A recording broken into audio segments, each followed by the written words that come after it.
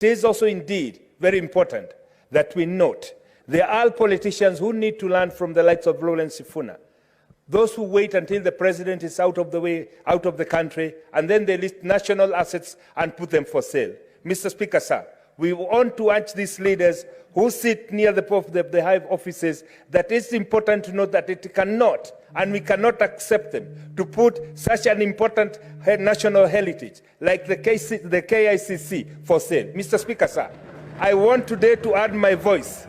I want to join the likes of Lawrence Sifuna. I want to join the likes of Koigo Amwere, that we cannot let a few people take it for granted that they can do or live what they want to do in this country. Mr. Speaker, sir, it is becoming quite unfortunate that a few individuals, Mr. Speaker, sir, whom we've worked with so hard and promising the Kenyans that will ensure the cost of living comes down, Mr. Speaker, sir, instead of them working with us in tandem, they are going and auctioning anything that they can lay their hand on. This we must stand as a house and oppose. Mr. Speaker, sir, today I want to stand in the same spirit of Lawrence Sifuna and say this country belongs to all of us.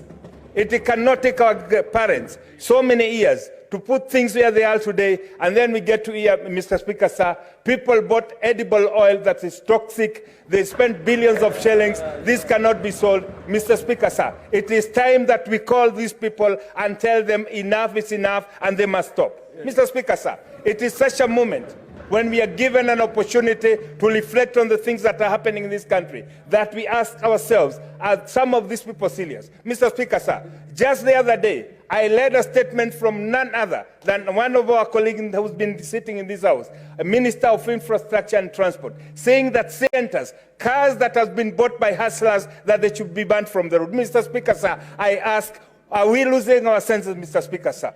When must we realize that we must work for Kenyans? Mr. Speaker, sir, in the same spirit of Lawrence Sifuna, I want to tell Kenyans that yes, we must stand up and we will not let anybody take advantage of you. We are going to pursue justice until we bring it to the logical conclusion. Because this is the spirit, Mr. Speaker, sir. When we are gone like Lawrence Sifuna is gone, we want somebody to stand in this out and say, he stood as a senator and stood for the justice of the people.